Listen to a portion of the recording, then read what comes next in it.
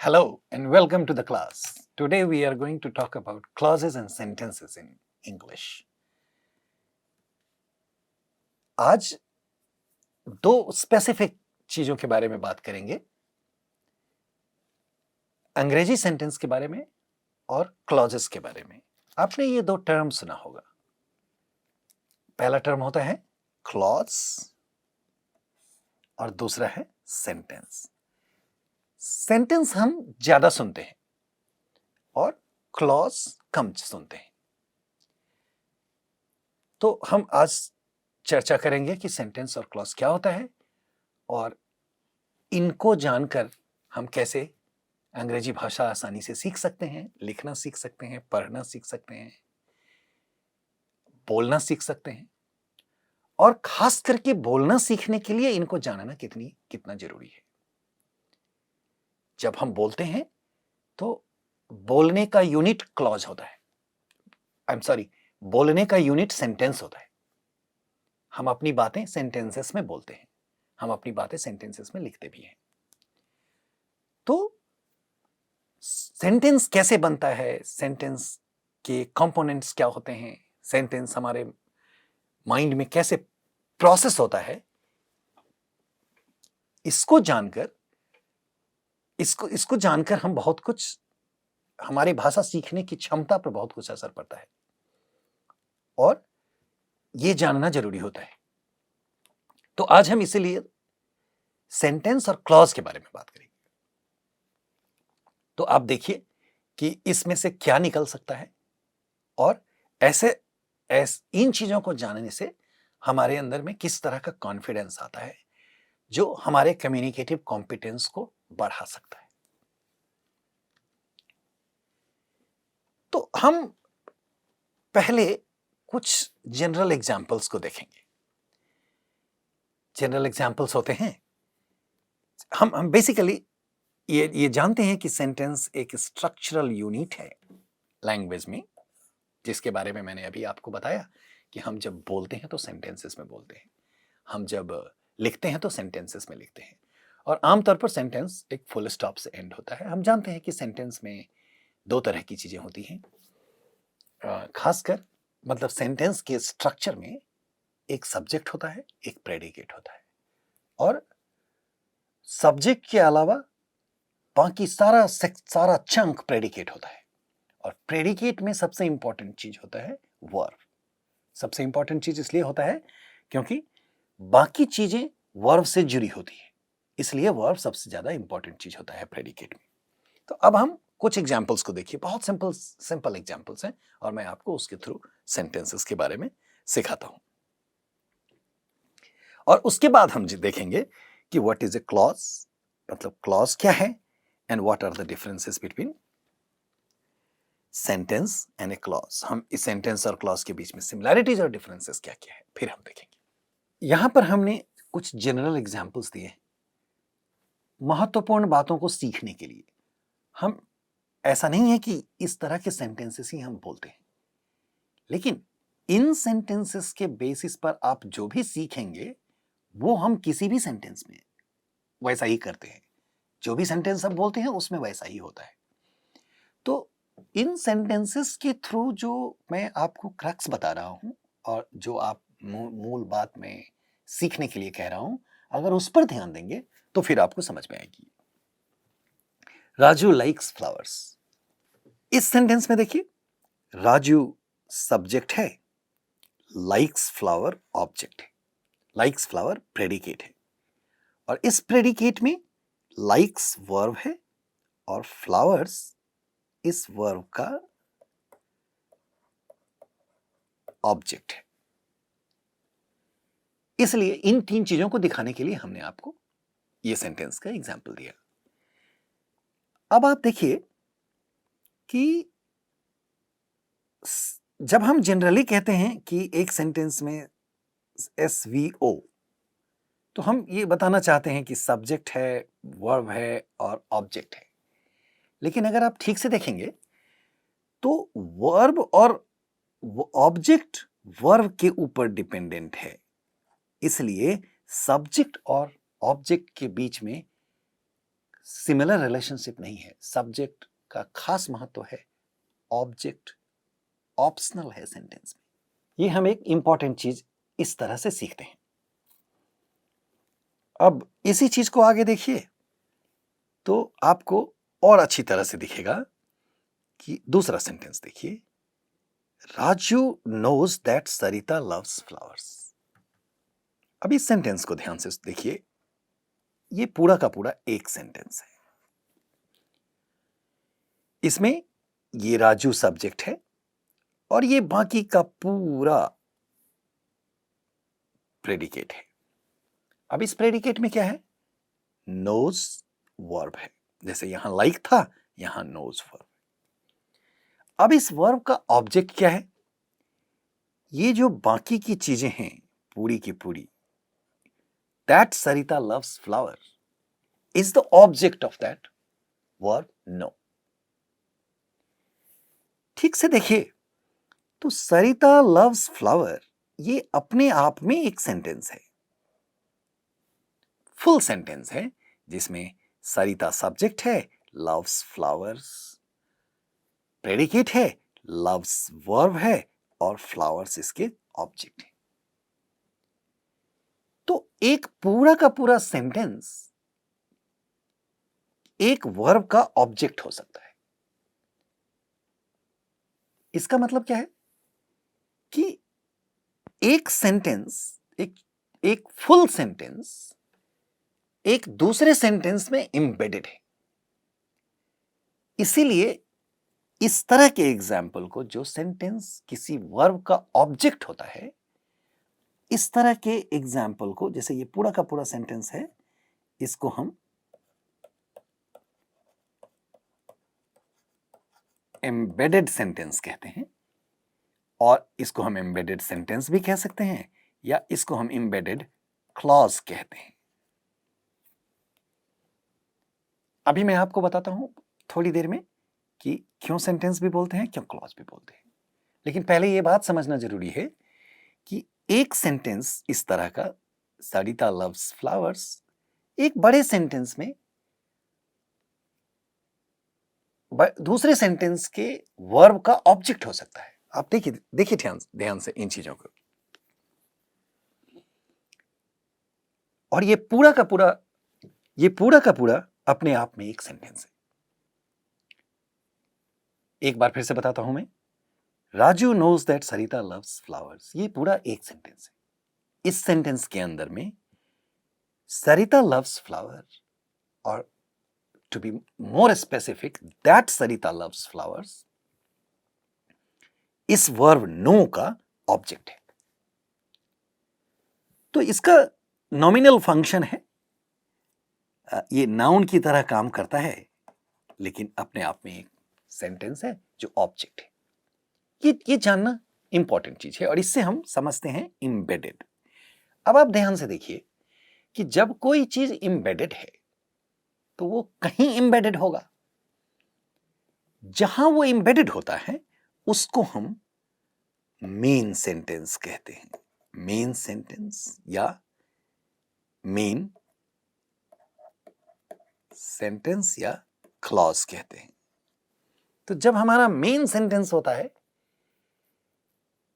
उसमें तो जैसे ही एम्बेडेड क्लॉजेस की बात आती है तो मेन क्लॉज अपने आप वहां आता है, क्योंकि मेन क्लॉज के अंदर ही कोई दूसरा क्लॉज एम्बेडेड हो सकता है।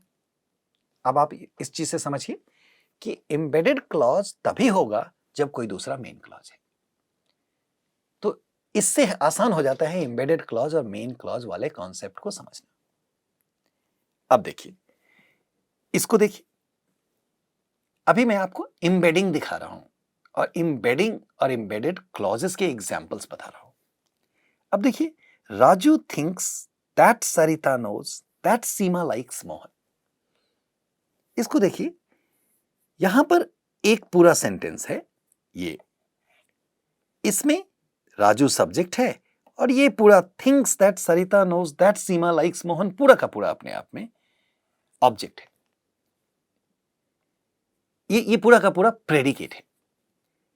इसमें थिंक वर्ब का ऑब्जेक्ट ये पूरा का पूरा है।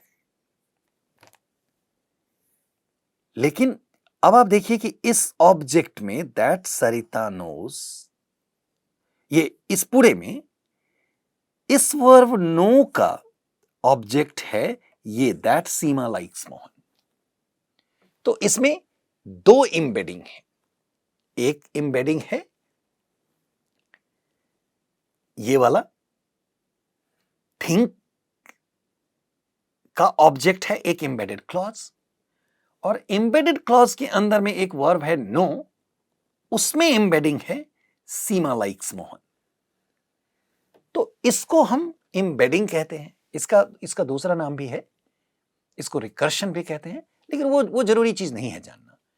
आप सिर्फ देखिए कि कैसे एक सेंटेंस दूसरे सेंटेंस में एम्बेडेड होता है। बस हम आपको सिर्फ इतनी बात पर आपका ध्यान चाहते हैं। और जब आप इस तरह के सेंटेंसेस को समझेंगे तो आपको ये क्लैरिटी मिल जाएगी।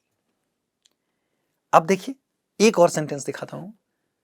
Raju likes to eat pizza with his friends in the garden in the evening after sunset for group work. ये वाला सेंटेंस भी, इसमें मैं आपको 1 2 3 4 सेंटेंस दिखा रहा हूं। पहला सेंटेंस बिल्कुल सिंपल सेंटेंस था जिसमें एक नाउन इसका ऑब्जेक्ट है। दूसरा सेंटेंस में एक एम्बेडेड सेंटेंस है, और जैसे ही एम्बेडेड सेंटेंस आता है तो मेन सेंटेंस को कॉम्प्लेक्स सेंटेंस कहते हैं। कॉम्प्लेक्स का मतलब एक के अंदर दूसरा का होना, तो वो कॉम्प्लेक्स सेंटेंस होता है।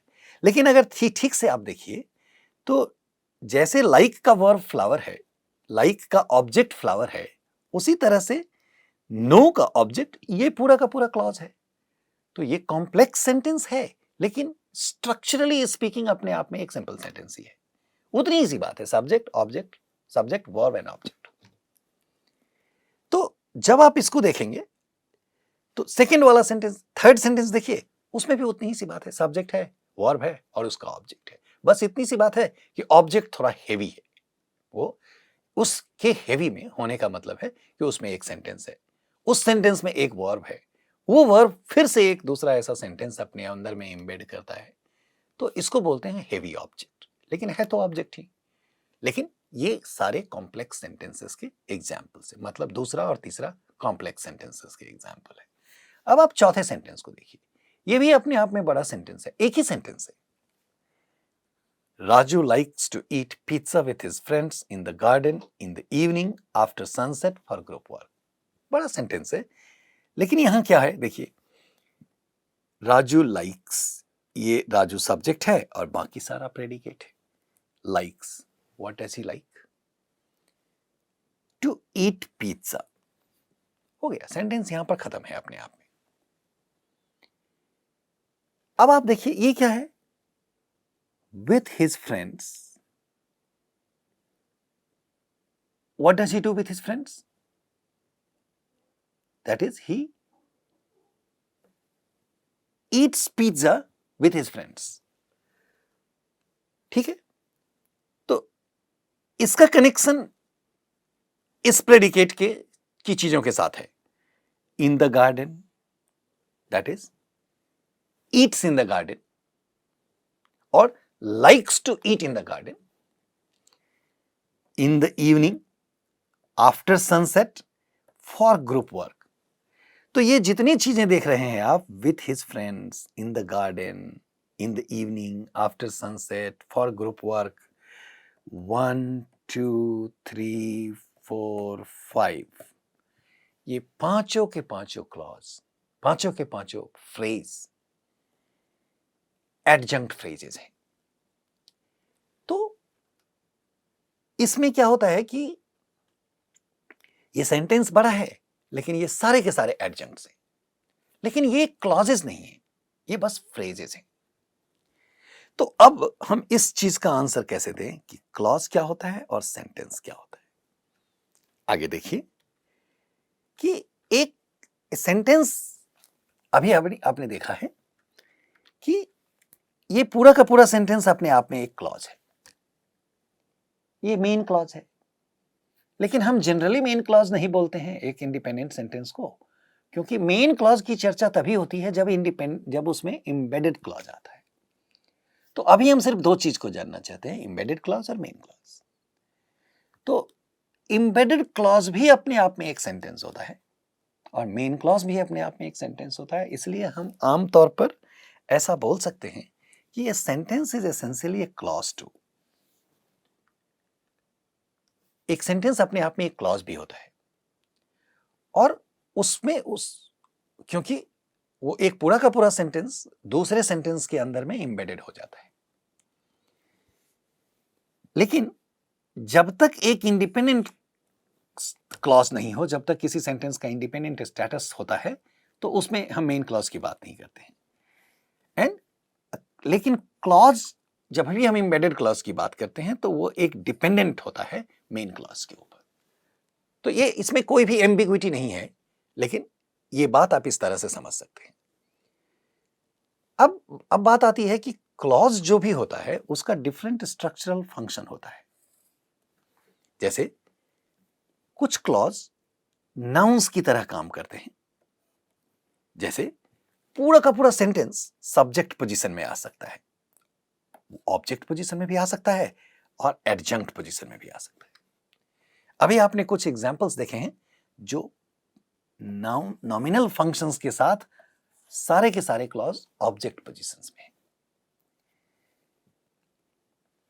ये एक क्लॉज एडजेक्टिव की तरह भी काम करता है, जहां उसका पर्पस होता है एक नाउन को डिस्क्राइब करना। हम अभी आपको एग्जांपल्स दिखाएंगे उसके। और ये एक क्लॉज एडवर्ब की तरह भी काम कर सकता है। तो इसके डिफरेंट फंक्शंस होते हैं क्लॉजेस के। अब अगर आप देखिए तो यहां देखिए, पहला एग्जांपल देखिए, for Raju to get good night sleep is a bliss. यहां देखिए, ये पूरा Raju to get a good night sleep, ये पूरा का पूरा अपने आप में एक सेंटेंस की तरह है, क्लॉज है जो सब्जेक्ट की तरह काम करता है। तो यहां पर हम आपको एक एग्जाम्पल दिखा रहे हैं पूरे क्लॉज का जो सब्जेक्ट की तरह काम करता है। और ये देखिए, Raju knows how to work on a computer, Raju knows to go home, Raju wants Sarita to go home. ये सारे के सारे क्लॉजेस ऑब्जेक्ट की तरह काम करते हैं। तो इस स्लाइड में आप देखिए कि हम आपको क्लॉज एज नाउन्स बता रहे हैं। मतलब ये पूरा का पूरा क्लॉज है अपने आप में, लेकिन नाउन की तरह फंक्शन करता है, क्योंकि सब्जेक्ट और ऑब्जेक्ट पोजीशंस में नाउन भी आ सकते हैं। तो हम एक सिंपल नाउन रखें या पूरा का पूरा क्लॉज रखें, तो इससे आपको पता चलता है कि क्लॉज के नॉमिनल फंक्शंस होते हैं। क्लॉज नाउन्स की तरह भी यूज होते हैं। सब्जेक्ट पोजीशन में पूरा का पूरा सेंटेंस आ सकता है, ऑब्जेक्ट पोजीशन में पूरा का पूरा सेंटेंस आ सकता है। अब आप देखिए, ये जानकारी लिखना सीखने के लिए कितनी जरूरी है। ठीक है, सेंटेंस सिर्फ सब्जेक्ट वर्ब ऑब्जेक्ट नहीं होता। इसमें यह जानना जरूरी है कि सब्जेक्ट सिर्फ नाउन्स नहीं होंगे, ऑब्जेक्ट सिर्फ नाउन्स नहीं होंगे। सब्जेक्ट नाउन्स भी हो सकते हैं और सेंटेंस भी हो सकते हैं, ऑब्जेक्ट नाउन्स भी हो सकते हैं और सेंटेंस भी हो सकते हैं। यह जानना बहुत जरूरी है। अब आप देखिए, हम आपको कुछ एडजेक्टिवल क्लॉजेस के एग्जांपल दिखाते हैं और कुछ एडवर्बियल क्लॉजेस के एग्जांपल दे। अभी हमने बताया आपको कि सब्जेक्ट के 3 फंक्शंस होते हैं। वो एक नॉमिनल फंक्शन होता है, एक एडजेक्टिवल फंक्शन होता है, एक एडवर्बियल फंक्शन होता है। अभी हमने आपको 2 एग्जांपल दिखाए, 2 तरह के एग्जांपल दिखाए जिसमें क्लॉज नॉमिनल फंक्शन में। अब हम आपको क्लॉज एडजेक्टिवल फंक्शन में दिखाते हैं। यहां देखिए, Raju who lives in Chennai is a teacher of English। क्या देख रहे हैं आप यहां? Who lives in Chennai, ये अपने आप में एक सेंटेंस है। इसको देखिए, ये who यहां क्वेश्चन वर्ड नहीं है, इसको हम रिलेटिव प्रोनाउन कहते हैं अंग्रेजी में। एक प्रोनाउन है जो इसके साथ जुड़ा हुआ है, इसका मतलब है कि ये पूरा का पूरा क्लॉज इस नाउन के बारे में डिस्क्रिप्शन देता है, और चूंकि ये डिस्क्रिप्टिव क्लॉज है इसीलिए इसको हम एडजेक्टिवल क्लॉज कहते हैं, और इसमें रिलेटिव प्रोनाउन है इसलिए इसको रिलेटिव क्लॉज भी कहा जाता है एक सेंटेंस की टाइप का, लेकिन चूंकि सेंटेंस के दूसरे सेंटेंस के अंदर में है इसलिए इसको हम क्लॉज कहते हैं। तो इंडिपेंडेंट सेंटेंस क्या हुआ इसमें, Raju is a teacher of English, ये इंडिपेंडेंट सेंटेंस है। इसके अंदर में एक क्लॉज है जिसका एडजेक्टिवल फंक्शन है। अब आप देखिए, ये यहां पर आपने देखा कि ये पूरा का पूरा क्लॉज इस राजू सब्जेक्ट पोजीशन में जो नाउन है उसको मॉडिफाई कर रहा था। अब देखिए, Raju is a teacher in Chennai which is the capital of Tamil Nadu. ये देखिए, ये भी रिलेटिव प्रोनाउन है, ये भी रिलेटिव क्लॉज है, लेकिन ये ऑब्जेक्ट पोजीशन में जो राजू इज ए टीचर इन चेन्नई, ये चेन्नई को मॉडिफाई कर रहा है। इसलिए हमने आपको रिलेटिव क्लॉज दो अलग अलग पोजीशन में दिखाया, लेकिन उन दोनों का फंक्शन मॉडिफिकेशन का है और वो अलग अलग नाउन्स को मॉडिफाई कर रहे हैं। अब ये देखिए, ये तीसरा एग्जाम्पल देखिए, as far as rain is concerned it is likely to begin in July. ये देखिए, as far as rain is concerned, ये अपने आप में एक सेंटेंस है, लेकिन इसका एडवर्बियल फंक्शन है। Given the age of the actor who worked in many Hindi movies last year, he looks much younger. अब ये देखिए, he looks much younger, ये मेन इंडिपेंडेंट क्लॉज है। इंडिपेंडेंट क्लॉज कहिए या मेन क्लॉज कहिए, एक ही बात है। ये मुख्य सेंटेंस है। अब ये जो है, given the age of the actor who worked in many movies last year, ये पूरा का पूरा क्लॉज ही अपने आप में ये बड़ा सेंटेंस है, लेकिन इसका फंक्शन एडवर्बियल है। एडवर्बियल इसलिए कि ये कुछ बताता तो है, लेकिन इसका प्रेजेंस और एब्सेंस इस सेंटेंस की ग्रामेटिकलिटी के लिए जरूरी नहीं है। अब देखिए, ये एडवर्बियल क्लॉज है ब्लू वाला, इसमें एक नाउन आता है एक्टर, तो ये पूरा का पूरा who worked in many Hindi movies last year, ये पूरा का पूरा क्लॉज इस नाउन को मॉडिफाई करता है जो एक एडजेक्टिवल क्लॉज है। तो एडवर्बियल क्लॉज के अंदर में एक एडजेक्टिवल क्लॉज है, लेकिन अपने आप में पूरा का पूरा वो एडवर्बियल फंक्शन है उसका। इंपॉर्टेंट बात, एक ऐसा भी क्लॉज हो सकता है जिसका फंक्शन एडवर्बियल हो, एक ऐसा भी क्लॉज हो सकता है जिसका फंक्शन एडजेक्टिवल हो, और वो मेन सेंटेंसेस के बारे में कुछ एडिशनल इंफॉर्मेशन बताता है। बस हमको इतना जानने की जरूरत होती है। इस तरह से हम क्लॉज एज एडजेक्टिव्स और क्लॉज एज एडवर्ब्स समझने की कोशिश कर रहे हैं।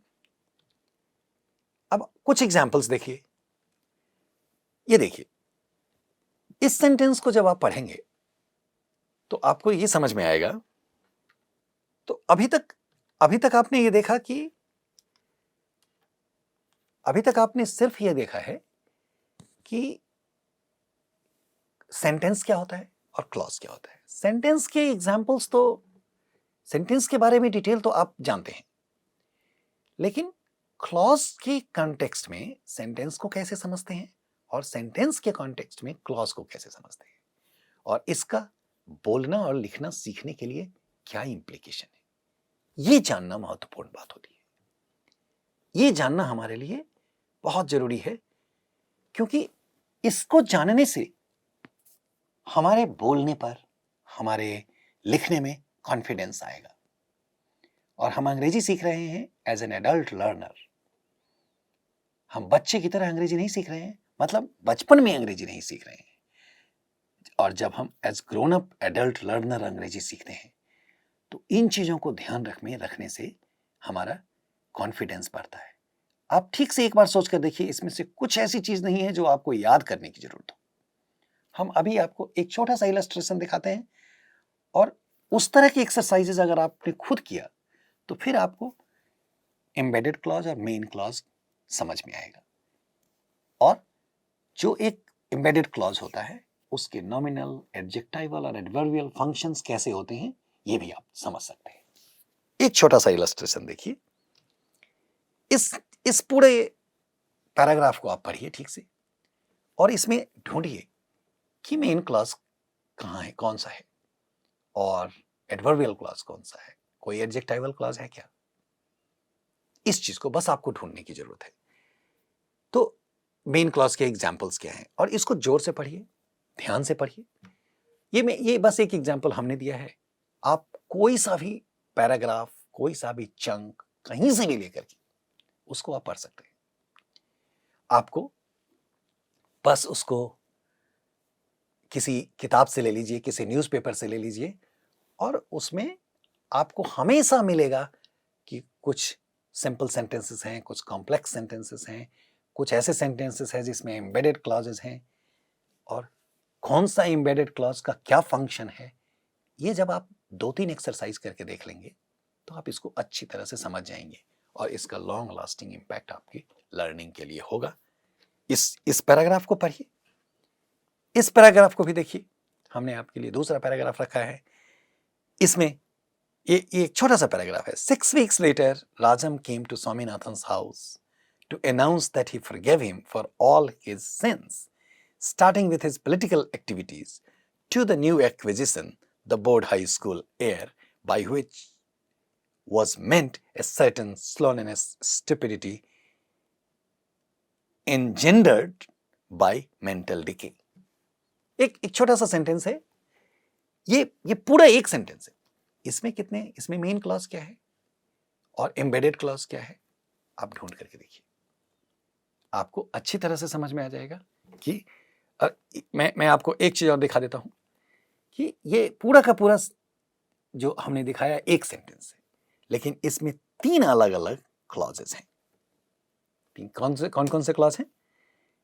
6 weeks later, Raju came to Swaminathan's house to announce, एक क्लॉज है, that he forgave him for all his sins, and और ये पूरा का पूरा दूसरा क्लॉज है, by which was meant a certain slowness, stupidity engendered by mental decay, ये तीसरा क्लॉज है।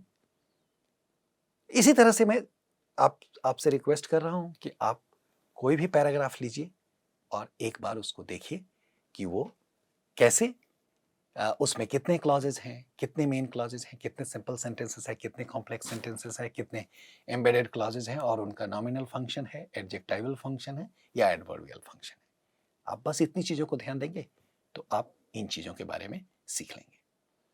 तो आज हम यहीं पर रुकते हैं। Thank you very much for listening, and until we meet next time, take care and we look forward to your comments. Thank you so much.